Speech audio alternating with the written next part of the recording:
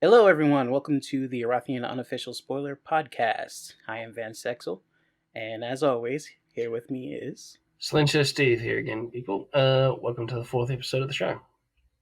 Yeah, number 4, man. So I guess we can jump right into it. Regicide. That was a fun episode this week. Oh yeah, it was. We have Elijah walking into every trap imaginable. We have a big ass fight. We have. And we got to see a closing to Yondis and Ophios' story. Well, not a closing to Ophios' story, but we got to see Ophios progress. Also, the denial of revenge.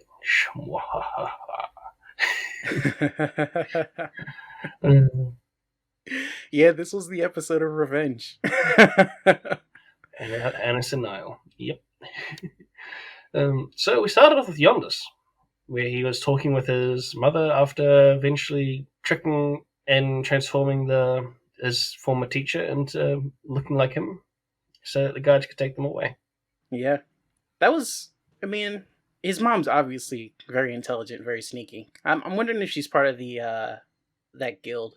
I'm guessing that would have to be a yes, since it seems like she has a lot of connections. But she seems like she would be like part of that guild that Giannis ended up joining, or at least very familiar with its uses. So very connected to that world, yeah. Giannis was very in denial about everything. About everything. Yeah, no, the whole. Why can't I just pretend to be the younger me? Like, the younger you just left like a couple of hours ago. How does that? That asks a lot more questions than it answers, which you probably don't want at this point in time. Yeah, at first I was like, dude, why don't you understand? But I kind of get it. It's like his whole world was crashing down all at once around him, and he didn't have the time to process that. So I can understand why it was like, the hell do you mean I have to leave? Like, why? So I get it. That was a fun part. I'm looking to see if we get more of the Yondis only episodes. Well, he's probably going to be spending time there a lot more, seeing as it's hinted at that she never left Osto, so likely the crystal never left it either. Yeah. Unless she handed it off to someone else to deliver it, but that would be interesting. Well, he's going to have no choice but to explore Osto.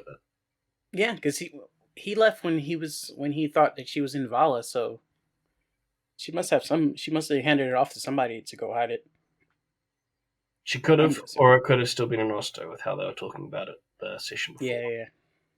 Yeah. After that, Rena and Elijah end up meeting with Davosky, the Mountain Man. I mean, I honestly thought that he would end up staying a little bit longer than he did, so I wrote down an entire description of the character, and then finding out that he's not, I was like, oh. I still don't know how that one's spelled. Yeah, I don't either. I think you spelled it completely differently in chat than I did. So, I mean, it could have had the I, it might not have had the I, it might have had something completely else. After them joining up, we had Rena having to babysit Davosky on the survival roles. Yeah. Yeah, it was kind of unfortunate, but this session was another low-rolling session. Man, I feel so bad for Messi sometimes, man. It's like RNG's is just like comes after him sometimes. It's Tyler a lot too. Oh man. Like, it's just bad. It's like, hey Messi, make a save. That one. Like, the expression on Daelric's face is like, I can't even I can't even process why you would roll in that one. Yeah, it literally took him a couple of minutes to go, I need a moment to figure out what the hell I'm going to do with this one. Oh man. And every chance he gave him to just try to escape, like even with the tripwire, it was just like, what do you roll? Oh, 5. Well, I guess you have to get flung up in the sky. I can't do anything about it. Stop rolling so bad, please. So somehow he managed to get his foot in a sinkhole with into a log full of termites Mm-hmm. first, and then he hit the aforementioned tripwire and got flung upside down into the air, hanging around with his arms and legs outstretched. Yeah. So after this was the 10-minute demonstration on humans can't jump 6 feet in the air, which, Yeah. Oh, geez, I mean, it was fun to watch, I guess. yeah, something you really have to watch the show to properly. Yeah. Oh, And all the sassing yeah. about Daelric not being able to jump. To be fair, I don't think I'm jumping much higher, but Yeah. But it's kind of funny when he's just sitting there complaining about it, though. Also, there is an announcement to make. I forgot to even let Steve in on this announcement. From here on out, it seems as though Rena has stripped Daelric of his ability to make things canon this episode. So from now on, all things must go through Rena. If yeah, we'll you see how that one works. if you have any doubts on this, go back and check about an hour into the episode where she says this is not canon, and it's just not canon anymore. So apparently Derek has lost his power, and all things must go through Rena from now on. Sorry, Kingmaker and Thronekeeper, you heard the rules. You heard it first, folks. Oh man, that was that was good. Also, with the termite thing, there was some fun things in chat. So, yeah, if we want to go into the lowbrow humor that came along in there that I may have participated in, but I never said I was very classy with humor.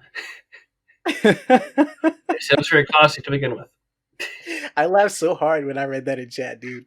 I laughed so hard that I had to make sure that I wrote down his exact phrasing in notes. The pullout method. Oh, well, man. It was a strength check, so what else am I going to do? Oh, man. If you're not watching these episodes, you should definitely be in chat. Chat is just ridiculous. I just think of what I put for dexterity. If they use dexterity, I'm just going, yeah, work that limb.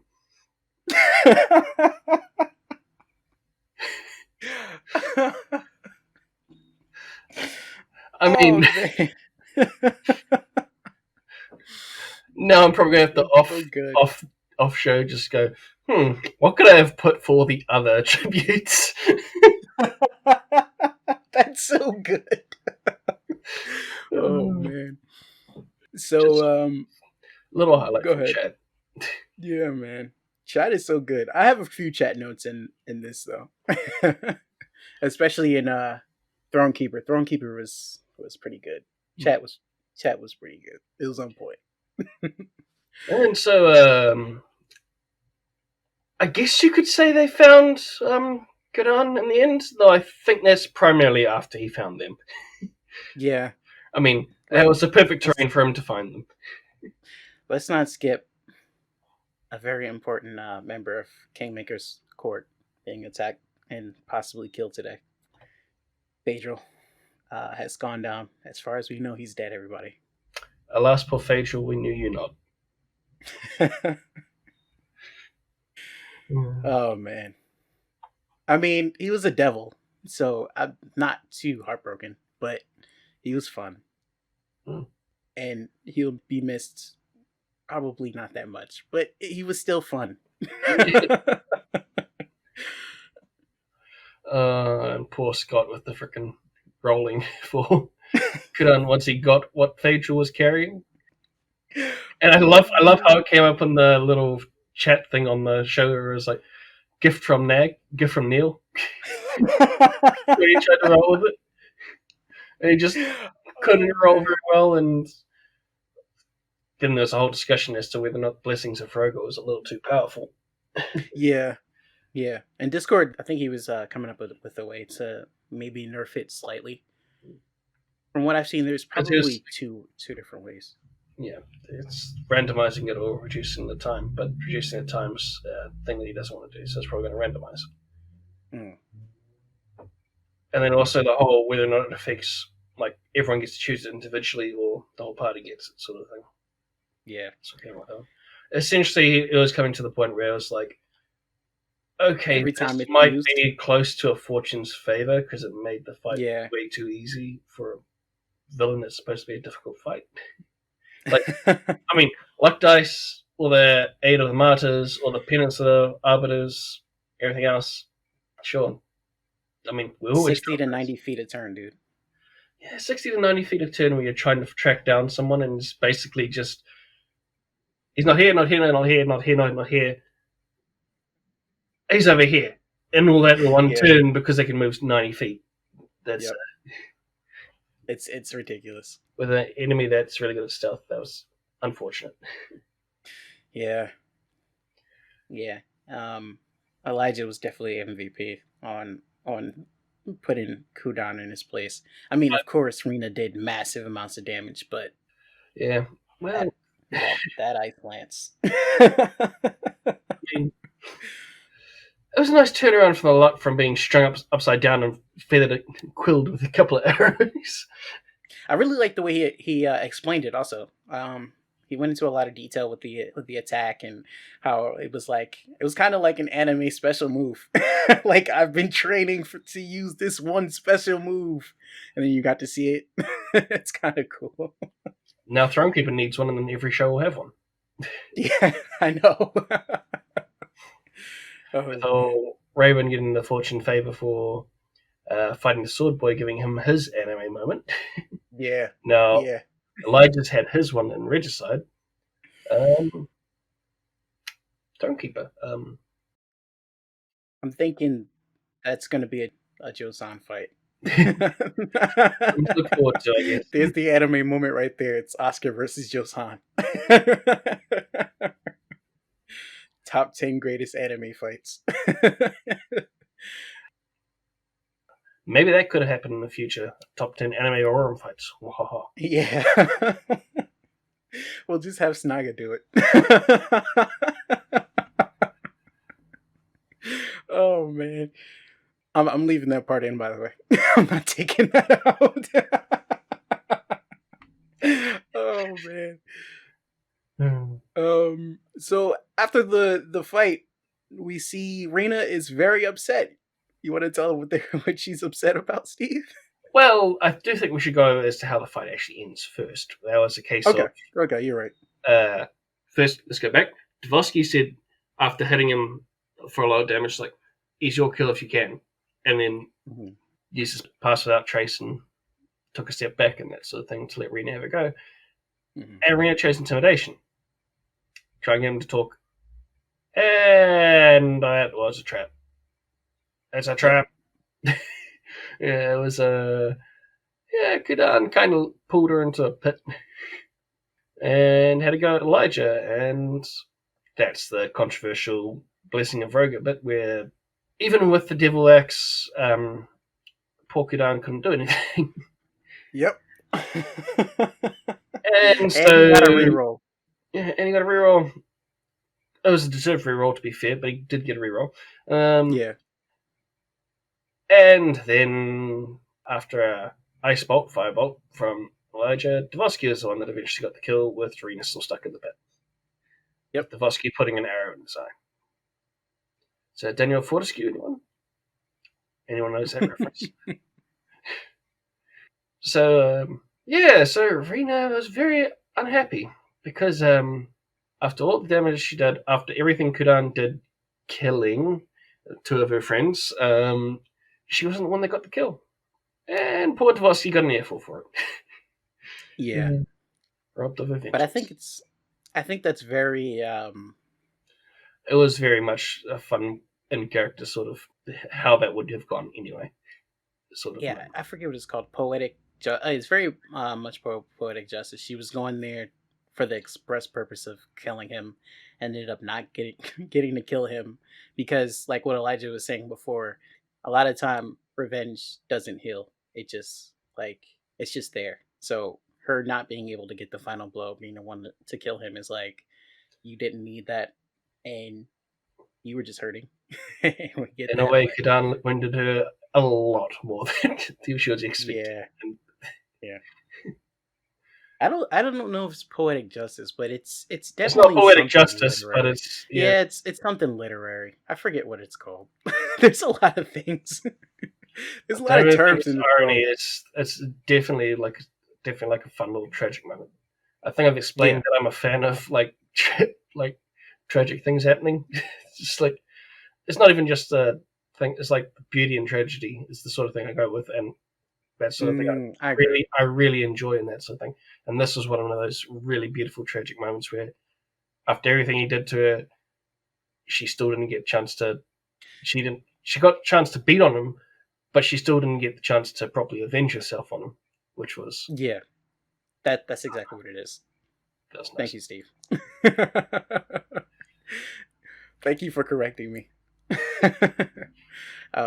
I really like that kind of thing, like the beauty and the tragedy moments, because it's Because there's the heroic moments where someone has find the odds and that sort of thing, and that's harder to get in these shows with everything that gets dropped mhm, in their favor. I'm not saying that you shouldn't do it. It's definitely your points. You do how you want it to do it. mhm. But sometimes it really takes all the pressure out of the fights and that sort of thing, that the tension out of the fights and that sort of thing. Yeah, yeah, yeah. But when we have a moment like that, or like those moments are a lot harder to put away with redemptions, Yep. It's, Yeah, I ended up feeling bad for her because she couldn't get that revenge, but I feel like in the end it'll be a good thing for her. Maybe we potentially. have to watch her character grow some more. So Yeah, this is a good character growth moment. yeah. Um, Moving on from that, we see Ophios. we ended the session with Ophius, yes. With Ophius eventually getting out, and like I said, the last one where he turned into a snake, so he doesn't have any clothes anymore. Um, let's see how well I roll to be able to steal clothes. Okay, yeah, stole clothes. Except everyone saw his ass and head. For, for what's the word I'm looking for explaining things more? His naked ass and his snake head on his Yep. shoulders. I mean, they might meet up with him next episode and save his ass, but right now he's in some deep shit because he's Ophios and he kind of deserves it. A little. Idea. I mean, ever since that session 0, like it was like there was always going to be something between me and Ophius on that one. No hard feelings or anything like that. It's just, yeah, there's a Hey connection there man, that I'm like, I can't be on your side now. yeah, we can't blame Akko for all the bad things. I did send in some luck die, and I think I tried. I ended up saving. It's just funny how many people ended up on Kudan's side for the end of that. But no, that's so can't really blame Oklo for the things he does. Oh yeah, but I like Kudan. I like Kudan in the fact that he was such a good villain. He never had to say a word, and all he had to do was like, yeah, all he had to do was be there, and everybody was always like super Yeah. tense, yeah, super on edge, super tense. And you're like, shit, this guy. He was such a good villain, man. Yeah, so Hod Gwen's going to be looking for snakes for now. That's going to Yep. be fun. Because there's giant snakes and there's snake-headed people roaming around for some reason. It's gonna be fun in 2 campaigns. Yeah, so you know how the snake people aren't supposed to be known about? How the hell does Hod Gwen know? Oh, I dare say if Ophius ever runs into a group of his own kind again, and they hear about all the sightings, and they hear about all his travels, yeah, Which part do you think I'll take off first? How many people has he told, let alone see him? Yeah. Oh man. Oh, he's definitely killed more Lopers than they have, so he's got that Yeah, going. that's true. That's true. And I believe that's Regicide. I believe we're moving on to Throne Yeah, Keeper next. that is Regicide. It was a good session. Mostly a fight, but the fight was intense and it was fun, Yeah. especially with all the decisions. Yeah. Even with the blessing of Rogue, it was still pretty fun. It just wasn't as tense. So It's a lot more of catch me if you can sort of fight, which was yeah. nice. But Throne Keeper. So, a gnome and a human soldier, a gnome arcanist and a human soldier, having to buy perfume. Now, just on that alone, how do you think that was going to work? I'm surprised Priscilla had any faith at all that that was gonna work. I mean, I dare say that's her forgiving nature coming out and being tested again and again and again. Yeah, I just cannot blame them at all because they're trying to shop for perfume for women they have no idea of anything about. Like they have no clue what she likes at all, and it was just like, hey, go buy this girl some perfume. Okay, all right. And then I'll have to admit that I don't have most of the stores that everyone was comparing it to. So like, I think we have Target, but I don't think we have very many of them. So it's like all these comparisons as to stores and that sort of thing. I'm just going to assume that they're bad. You guys have a Walmart, right? No, No. no, I was gonna say Target's just a little bit fancier Walmart. I just, don't have those. just We it's have Warehouse, which is basically New Zealand, Australia. We have what else? What else would have perfume? Because it's like specialized stores and that sort of thing more. But like, there's the mm. Warehouse, there's Kmart, there's Oh, you guys still have Kmart? yeah, The Kmart by me is gone. But I guess Target is we a do move a lot slower than a lot of other places, even though we're like the first one. I guess Target Then again, is I haven't a been all over New Zealand, so I don't really know all our like okay. like brand store things. Like, because most of them are usually specialized into like like we have big like furniture ones or tech ones or that sort of thing, but we don't really have like the general ones. The general ones are more like a Kmart and Warehouse here. So Yeah, I don't even want to say Target is a fancier Kmart. It might be just like very very slightly above Kmart, but that's only because their prices are higher.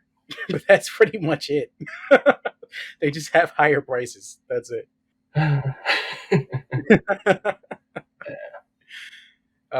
But yeah, I mean, I can't blame Oscar and Laszlo because it was like, hey, go do this thing that's very feminine, and both of those guys are like, okay, yes, mom. yeah, guy whose head's always in the book, or the guy who's always swinging weapon around. Yeah. Yeah, it definitely wasn't their field of expertise, and fortunately, Chris Allen was rolling very well the entire session. Actually, this session we also see the very first introduction of a new system that'll be being added to Thronekeeper, which is their favor system. We've seen it once this session with Chris Ellen.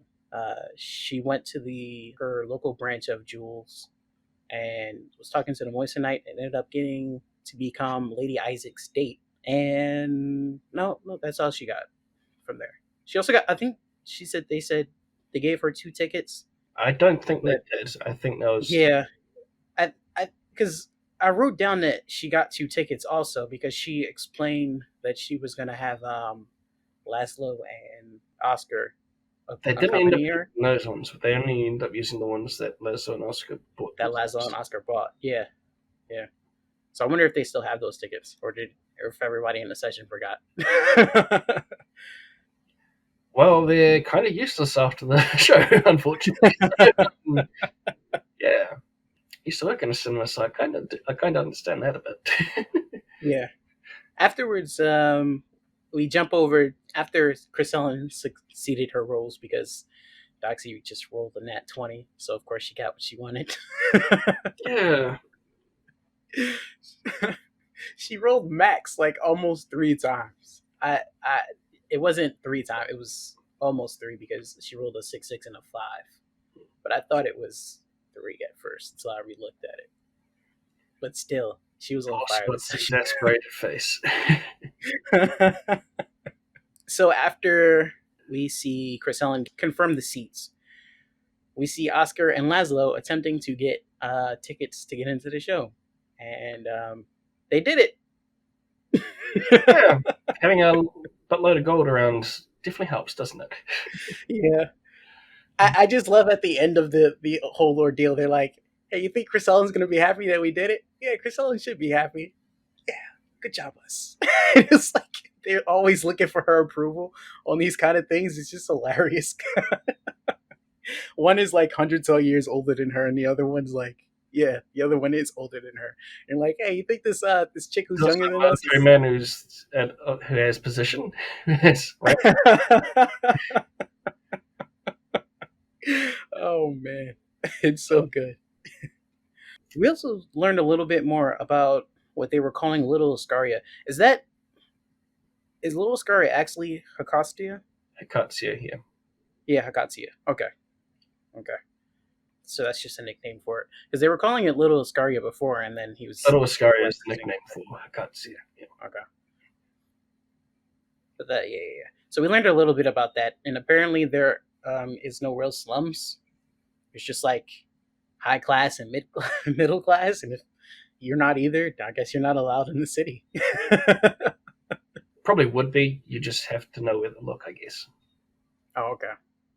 Yeah, It'd probably be like the outskirts or underground, if I had to guess. we may see some of that next episode, which I'm kind of excited about, as we finally get to see a ball. They also had a fun little miscommunication between Oscar and Chrisellen. Yeah. Go buy yourself a date. Well, that didn't happen. A lot of things didn't happen after that, which led to even more confusion and miscommunication. Yeah. Hush, didn't you? Thanks to Regicide. Yay for the time BS.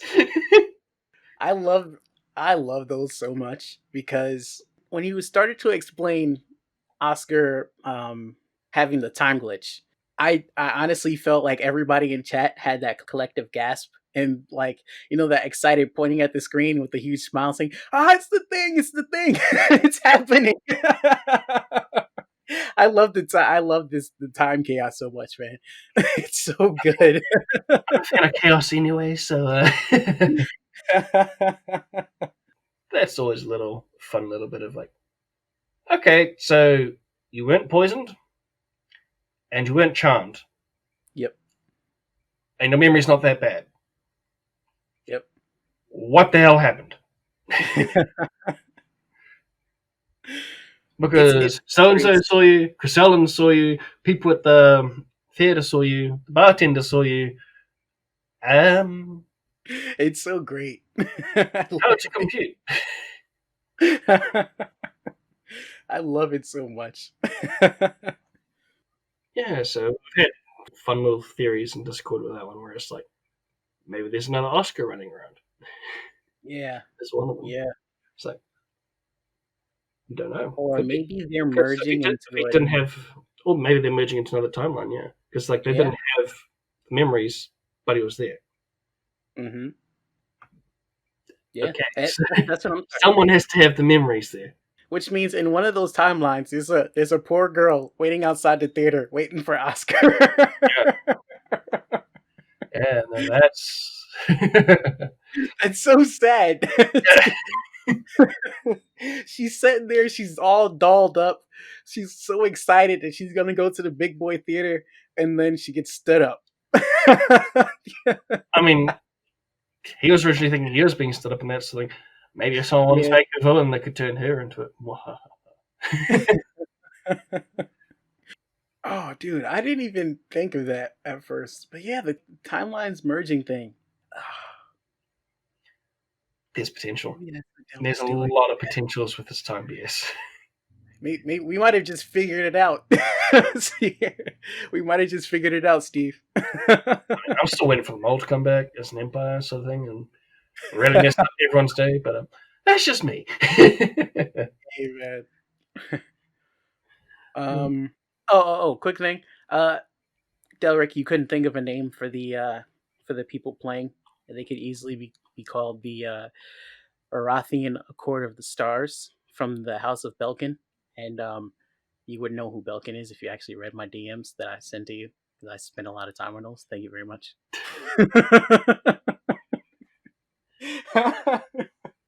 I mean, full world building, right? Uh, there are a lot of names for them coming up in chat, and a lot of names for shows, like plays and that stuff Yes, in chat. that was the best. Let's. I'd like to particularly highlight Scott's brother Will with his Kinky and Kajinksy. Yes. Oh man, that was such a good one. What else was it? The Chosen and I. There's another one. Uh, There was another one. It's like I can almost see it again, but I can't. So I can't say it.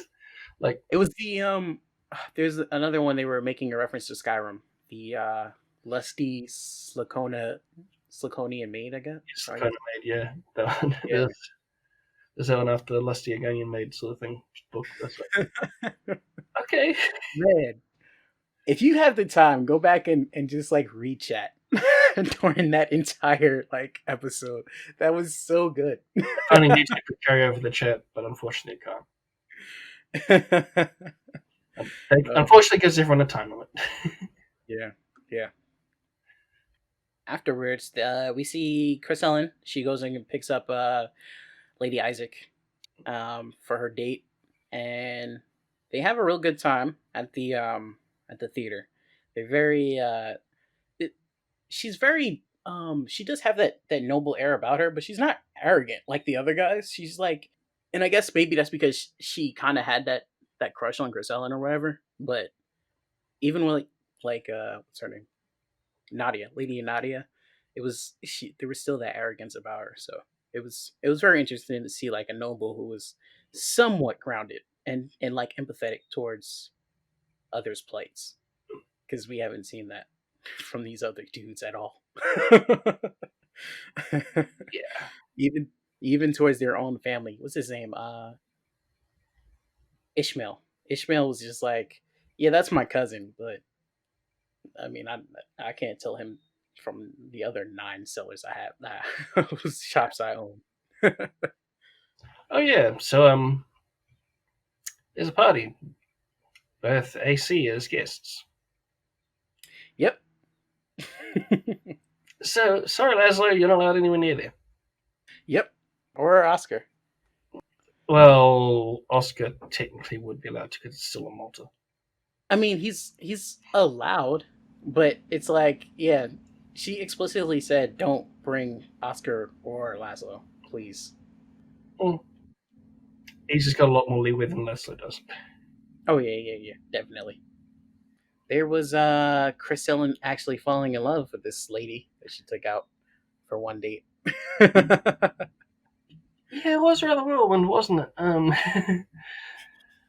But no, this she did make a good point of, oh, that's going to be a problem. Yeah, yeah. I can't wait for that to play out. I'm guessing something might happen to our illustrious lady, but I want to see that play out because I like Chris Ellen as a jewel. So it's gonna suck if she starts to settle down, but the heart wants what the heart wants. So Yeah, it's just going to be explaining that to the Queen. It's going to be. So me and your mother figure kind of eloping. Bye.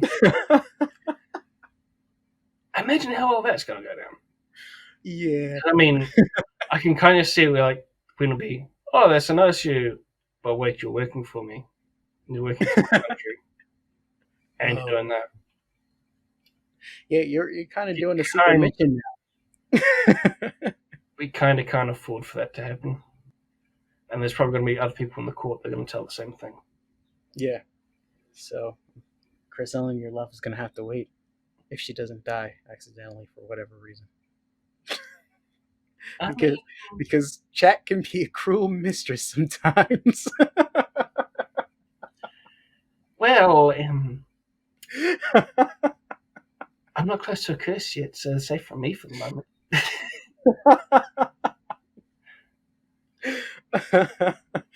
Oh man. Doesn't mean others aren't.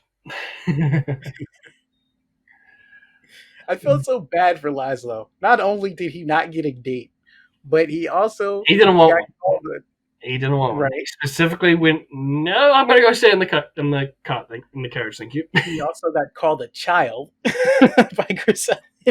Well, she didn't actually call him a child, but she asked for clothing for a child, where she could have just said, "Hey, I need gnome's clothes."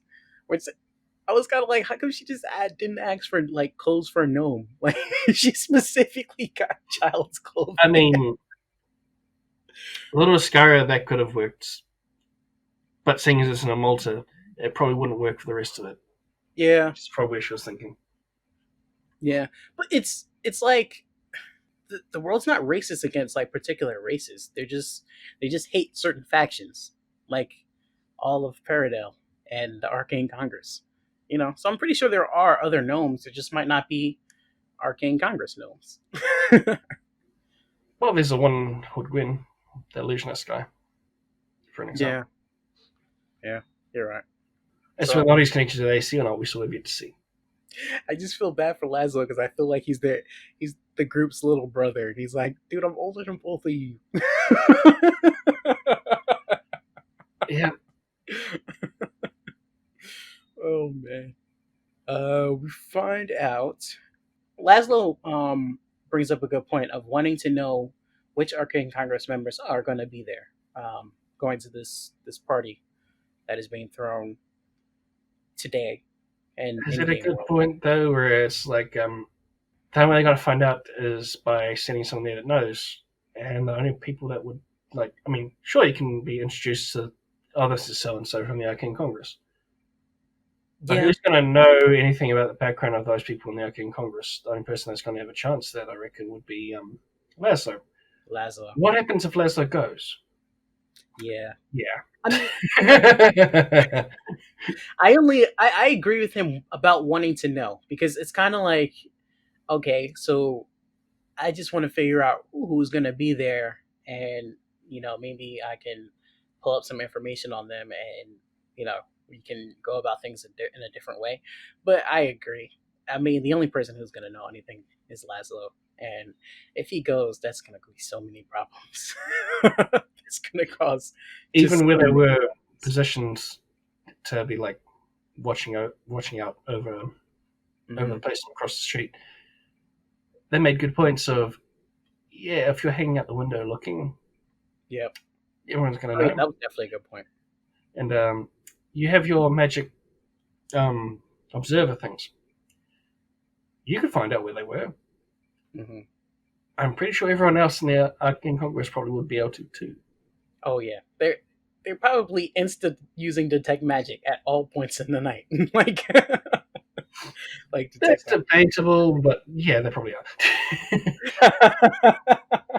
If they're anywhere nearly as paranoid as Laszlo is, they use the detect magic multiple times at night. I guess it depends, doesn't it? There could be some more of those people like that Kingmaker keeps finding where they're like, Yeah. yeah, I'm not scared of you. Oh man. Lastly, we find out about another god, and this is interesting because when he started describing it, um, I'm all for gods and lore. It's one of the reasons that I ended up loving because before LI I didn't know that much about D&D, so I didn't know that much. I definitely didn't know anything about Faerun, but I really started to love Faerun and that kind of stuff after they did. I think it was like with Rise demonic powers and all. Like I fell in love with the gods and devils and how much they interacted with the world. And this god is very intriguing to me. Uh, there are three large portraits of the same man. Well, two of them are confirmed to be the same man, just different expressions, and the third one is similar clothing with a mask. And one of the portraits is the man smiling, one of the portraits is the man looking stoic, and the last one is just, of course, like I said, a mask. And this is Lord Rickard, the False. He's also known as the Beggar, the King, and the one who knows the Mad Lord of Flies. That is the most intriguing title to me because I have no idea what that means. I can't even speculate what the hell that means. Well, I've just got in my head going, yeah, I know who's behind that one. I really know Oh, you who's do? behind that one. Yep. And I'm just like, no, I'll let everyone else find out. Okay. Okay. Now I'm I'm even just saying more. it is. I'm just saying that there have been a lot of mention of masks in different Oh, places. yeah, there is. And that's the connector. There is though. Yeah. Anyway, Lord Rickards. If you don't know what we're talking about, I'm just going to continue explaining. Lord Rickard's religion is actually a small religion. People worship him quietly because it's not a huge religion, and Katsia is one of the biggest tenets of his faith because One of the most of the biggest centers of his faith.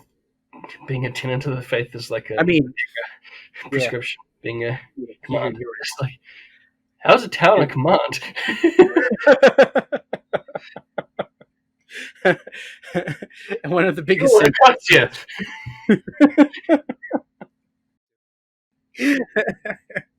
I'm an idiot. Thank you for correcting my English. I'm American and I speak it badly. Well, we had the long freaking discussion about my long freaking southern drawl as in the freaking Kiwi one. So I'm not exactly the best speaker of English either, but now we just need a correct nag. Oh,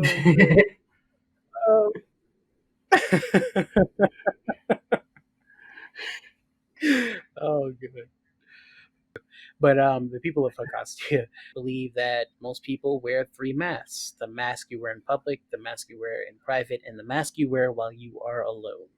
So, and Chris Ellen is was taught the teachings of this faith because a diamond must always know what mask she's wearing, and when she's wearing it. And who's wearing what? Yeah.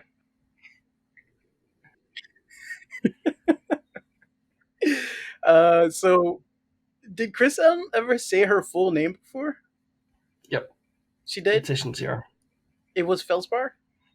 Yep. I don't know why. Session 0, and then also when they met the first time. Yeah. Okay. I just never remembered that name, dude. I honestly. Well, I mean, she has been disguising herself as someone else. Yeah, Lutheria. In most of the places that we've been recently, and Luthera, but yeah, I mean, I remember that name. she hasn't really had to introduce herself formally or work related to anyone for a while. Yeah, I guess I stopped remembering Feldspar because of her real name. Like we found out what her real name was, and I was like, yeah, that's her. That's her real name.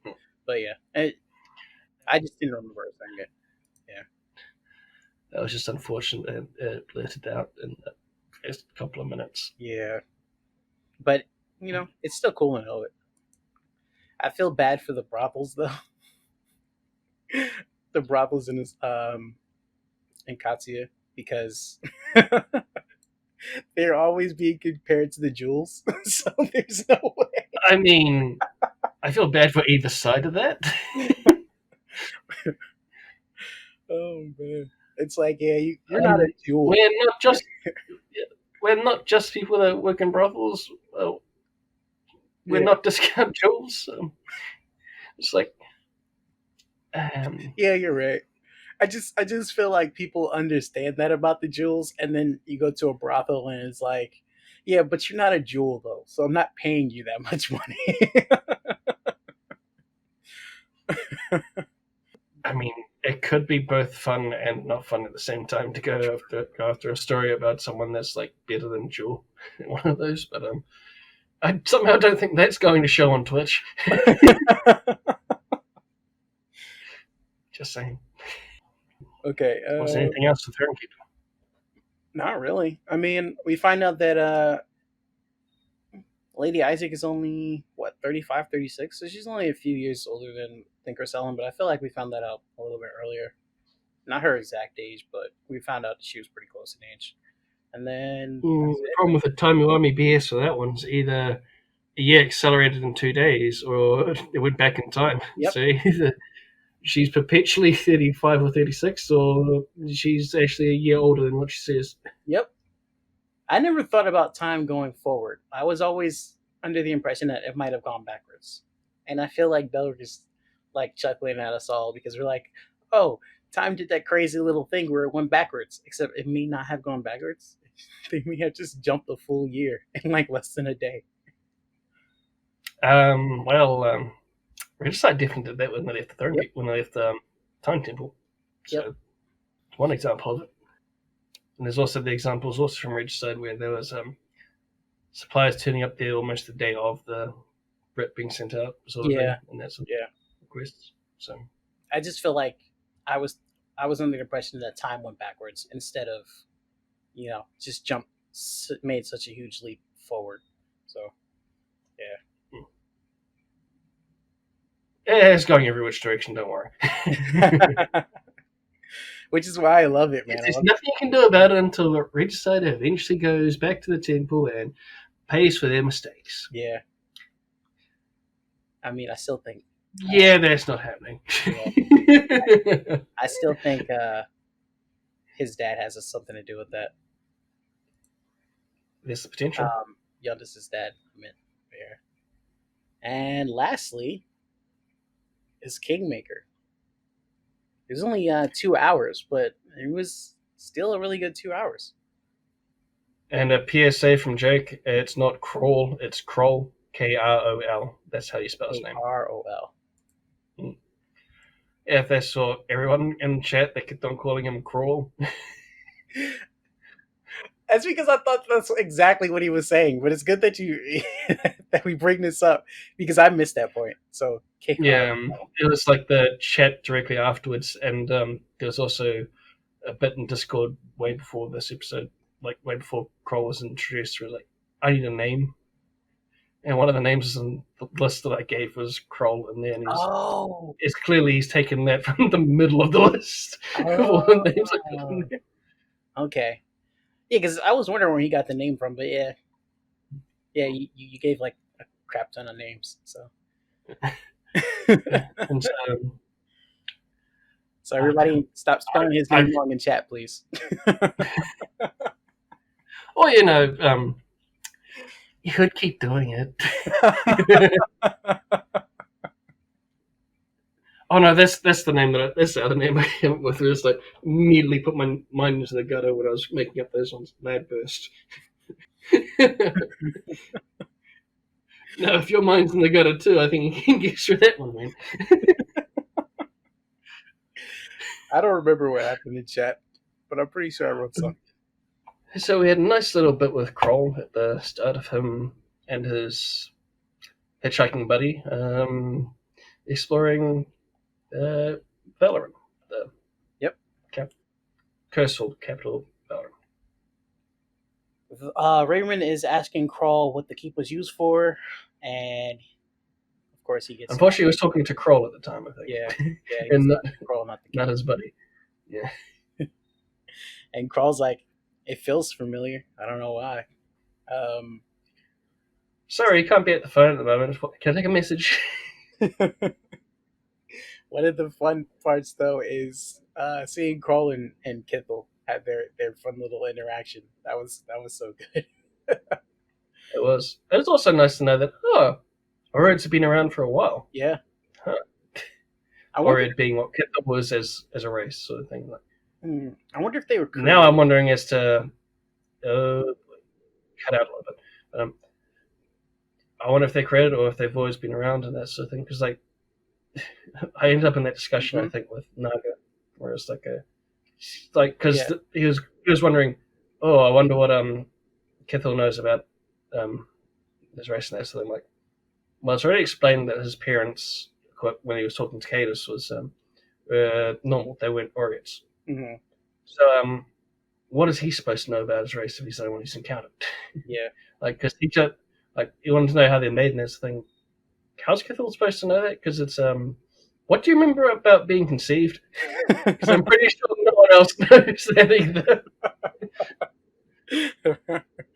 Maybe his parents know, but I mean, they haven't told him anything. So, and if he's not going out and searching for it because he's content with his, his life, I don't see a reason to do so. Yeah. Neither. But that was fun, and Kithel going, I think you need help. We can take you to Horde Gwen. Yeah, man, that was so They have experts there. that was such a good moment. And if Messi saw that episode, he'd know that he's not a golem because golems aren't supple. That word supple. Yeah. Yeah.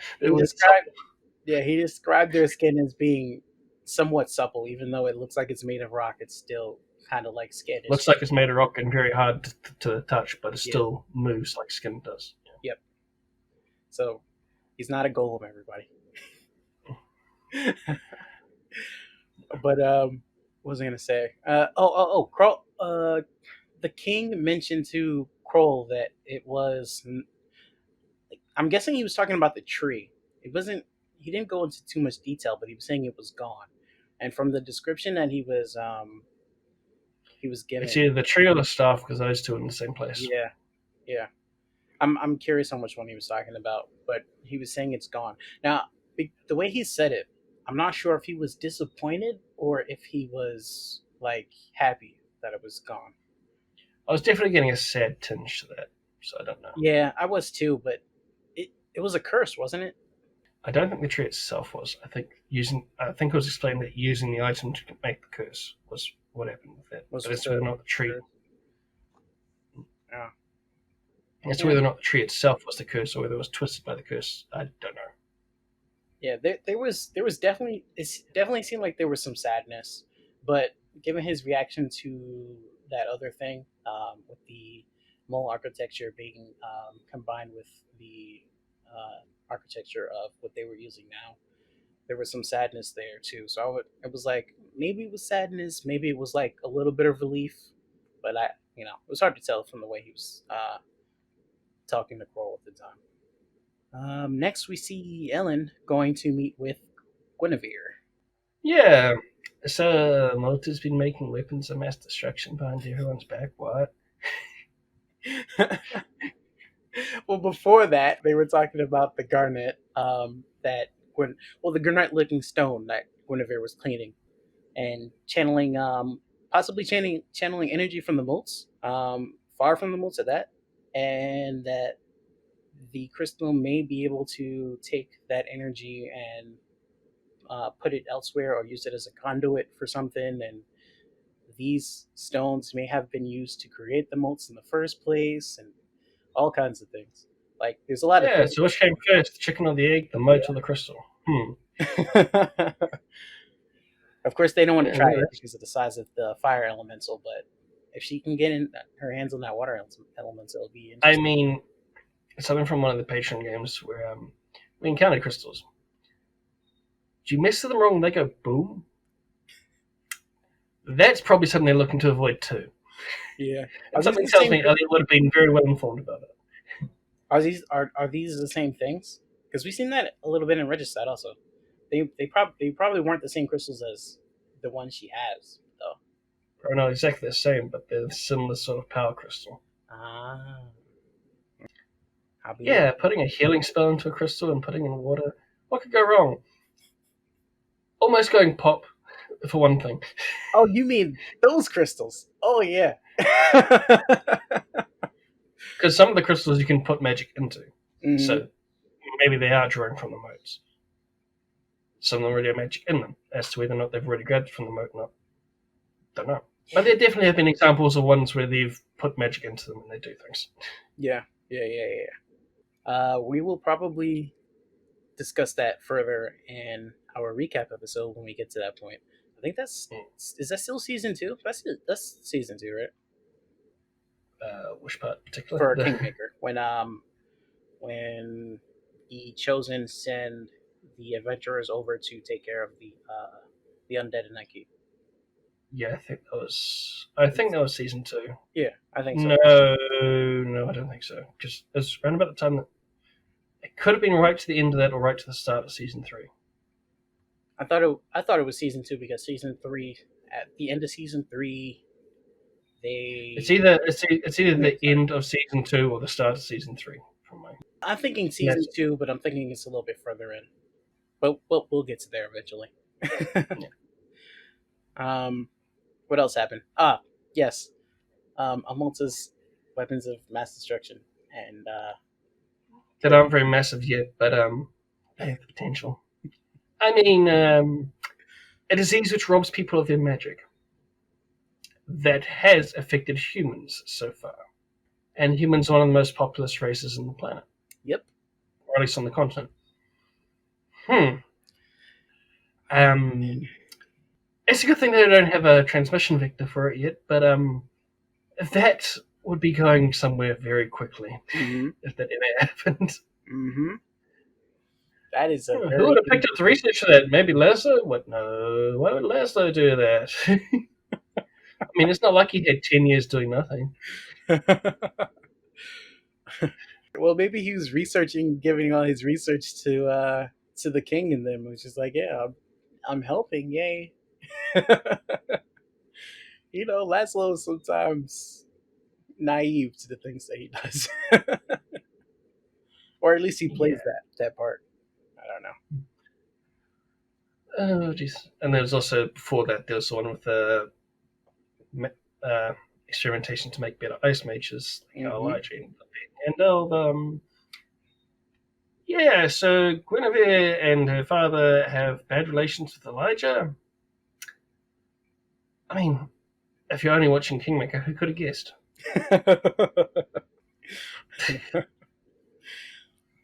I think Ellen did really well helping her to bring that out and not have it, well, it's weighing on her mind. But I think if Ellen plays the part of psychiatrist some more, it won't weigh on her as much.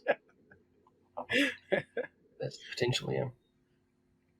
Or therapist, not psychiatrist. He's not administering medication to her. He's not diagnosing either. So. But he is giving her some type of therapy, maybe another kind in the future. So into lunch at the end of that too. So yeah, there's definitely some sort of friendly relationship growing. Yeah, maybe a little of his own harem too. Yep. That's definitely what I meant by some other kind of therapy. And then we were supposed to be introducing Kroll to Ellen, but Jake had specifically made a request of Nag. And DM, more speeches, please. How well did that work for you, Jake? Because we had a nice long speech at the end, and you didn't really get a chance to. Oh man, poor Jake. What did he say? He said, "More speeches, please." There's the screenshot taken in Discord. No, it's like about the end of the episode. He said, 40 minutes of screen time in 3 episodes. Yeah. Oh man. All we can say is that this session was self-inflicted.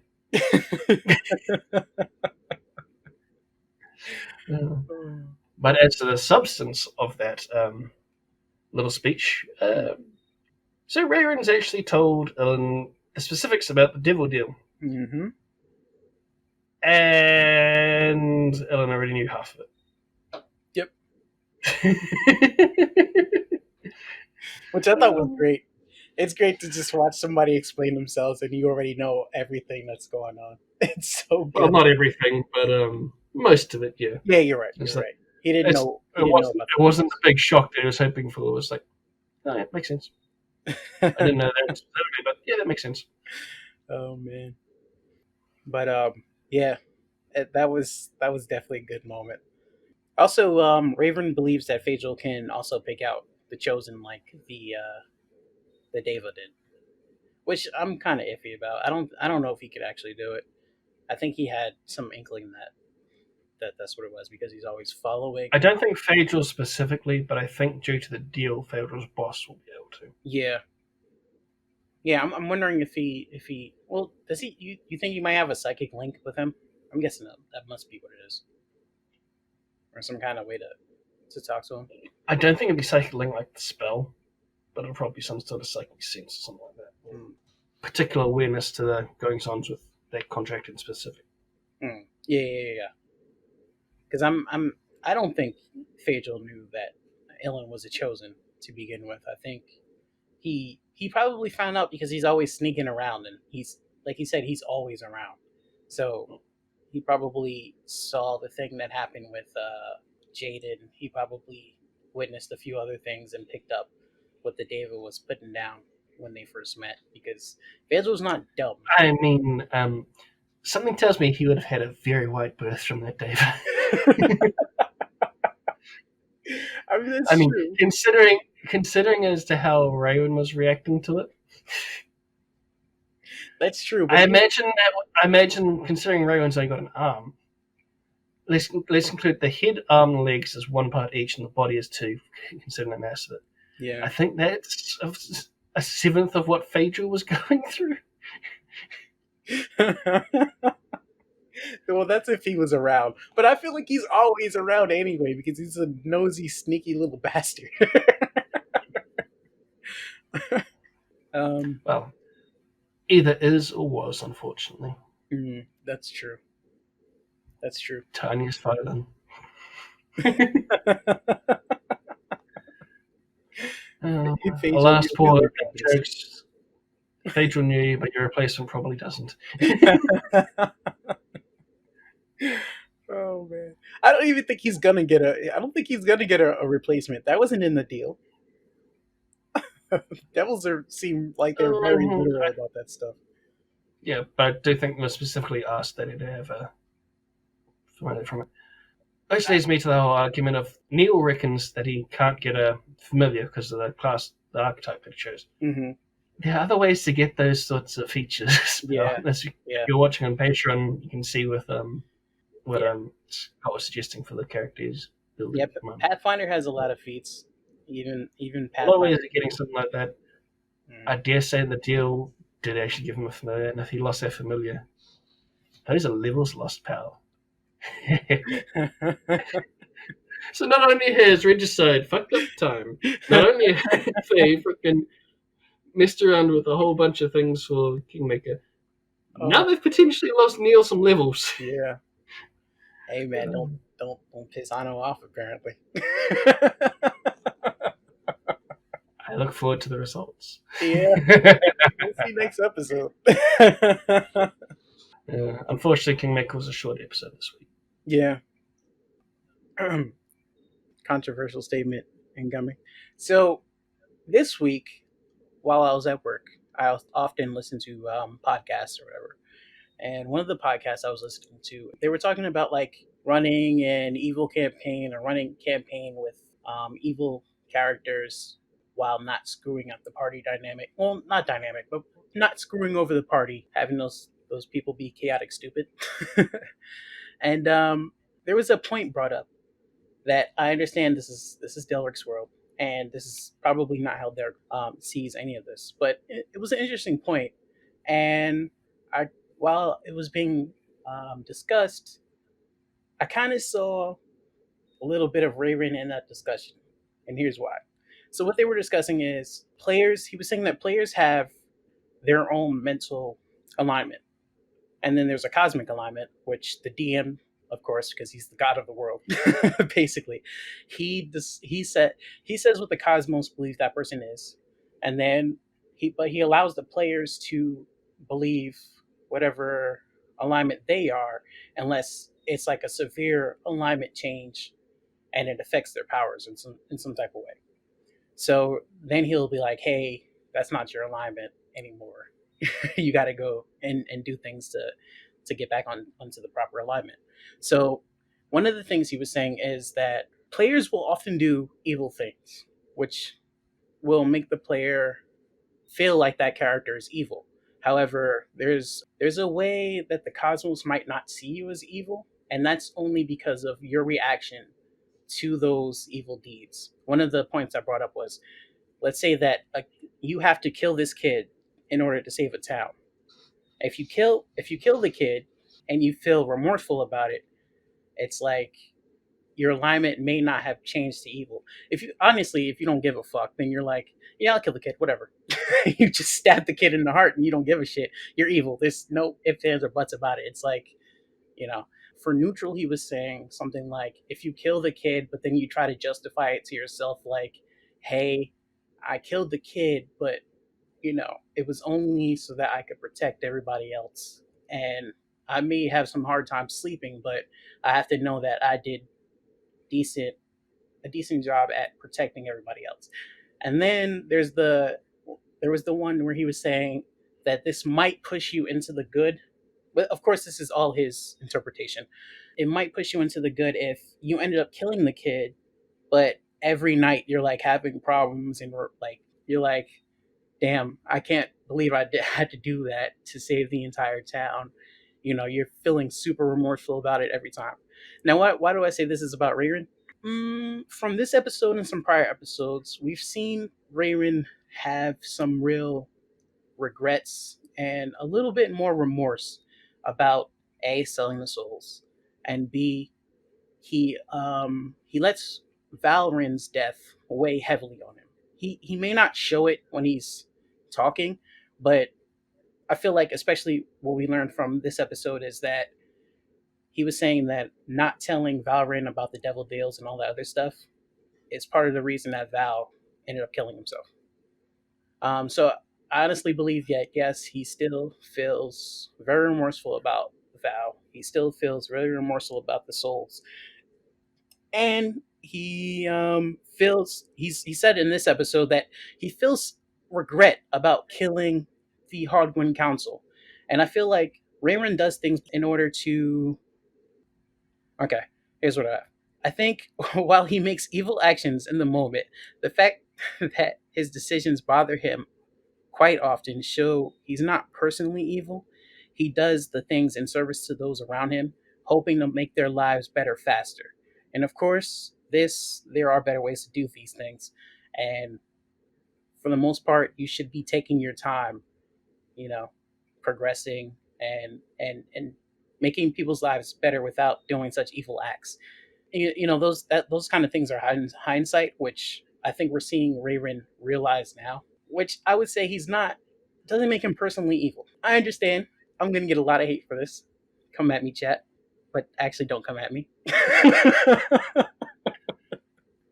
And I want to make a messy joke, but I'm not going to.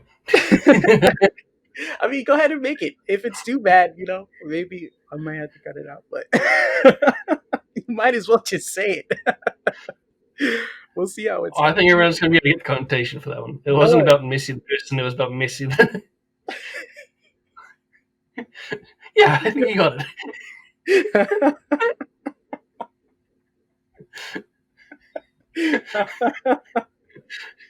Oh, man. But but one more thing. I'll continue because I'm going to be able to respond to that. Raerin, I can't defend you about Kudan's soul, dude. I can't. I understand that you thought that you had to offer his soul up, but if you were feeling some type of remorse, the first thing you do isn't offer another person's soul. Like, you kind of killed my whole my whole point right there. Go ahead, Steve. Well, it's more of an argument with for Mm-hmm. he was evil the entire time because it's like he didn't really feel remorse for the Hordgren people. He felt regret because he got caught. Yeah, and that's a big argument with murder trials and that sort of thing, where it's like whether a person's actually remorseful or whether or not they regretted getting caught. And for a long time, it was never remorse; it was always regret. Mm-hmm. And honestly, what's Kudan's soul compared to the 10,000 that he's already sold? It's very easy for him to do that. those two things there are a very good indicator, as I'm sure someone will probably agree. I But think a lot of people agree, but go ahead. yeah, yeah, but that's ultimately a very good sign that he definitely is more of an evil character. And then we've also got the first thing he did when encountered with the Birdman, where he Yeah. said, I let someone go through someone else's mail. I only went through Mhm. someone else's mail once, and we know the reason why, because we watched Fred's side. Where it's like, if I don't do this, I'm in trouble. I'm going to be probably imprisoned or killed. And so Raerin threatened to throw him off the roof or feed him to the giant eagle. Listen, I completely I forgot about the don't Birdman. think I don't think that a neutral or a good person would go straight to that Listen, from the thing. And then afterwards is setting Ravina on him to capture him and bring him back. I okay. can leave that there for a little bit if we want, but Listen, I that's also honestly, another good sign in his evil. I've got no problem with him being an evil character. I enjoy him being an evil character, and that's something he's fun. But there are a lot of things in there, like what you said with like how he feels remorse for what happened with Aaron and that sort of thing. Okay, that personally affected him. Of course, he's going to feel remorse for that. Mhm. I still do But he think he feels definitely didn't show remorseful about. remorse. He didn't show remorse for the Horde Council for doing it. He was pretty happy with it and leaving it under the rug until he got caught. Mm-hmm. So that's more regret that he got caught than he showed remorse. I still think he feels remorseful about the souls. I think at the time he didn't know about a better option, and he did it, and he's still It's taking definitely the. the best option that he could have done with what he had available to him. Yeah, but you know what? It would have You taken win. him years trying to find out another way of doing it, I'm gonna which give they it up didn't. because I completely forgot about Mr. Birdman, and yeah, that that poor man. he just wanted to start his own business in town, and he got chased out. I completely forgot about that guy. Oh man. Aaron threatened to kill him. Aaron threatened to imprison him. Aaron threatened to torture him. Oh I mean, man. there's a clip in there somewhere of Scott explaining exactly how Raerin came across to the guy. I just I for some reason I forgot about him. There's quite a lot of argument that no, You know what? he's Yeah, at this point I definitely a can't. more evil character than. I can't. It's just There's there's nothing too. wrong with him being an evil character because it makes things so much more interesting in the show. Yeah. But I don't think there's anything wrong with him being an evil character. It's just, you know, I was trying to look at him personally and why he thinks that he's not like that, and kind of justify it a little bit, which is what I was doing. But I when you completely. showed me that little bit, I just immediately like, I'm gonna have to be devil advocate for this one. Well, sort of devil's advocate in the whole scheme of things, but you know, I completely forgot about the bird guy, dude. He's offering Kudan soul, kicking people out because they won't do exactly what he says. Yeah, man, I can't. I mean, Once you brought up the bird guy, I was like, I forgot about that guy. there's the whole argument as to whether or not you're actually showing remorse if you got caught for your actions, Well, as opposed to giving yourself up over the actions. I If think you gave as he. yourself up over the actions, that shows the remorse. Whereas if you got caught having those actions, any remorse you show afterwards is sort of like, oh, I'm doing this because I have to, rather than because I wanted to. Yeah, I think he's a little bit more remorseful about it as he's grown as a character. But you're right. It may not just be remorse. It may just be, hey, I feel bad because I got caught.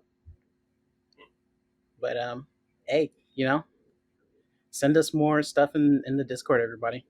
I'm enjoying reading everybody's stuff and causing chaos in Discord. Sowing the seeds of chaos and discord. Just note that I didn't say and, I said in.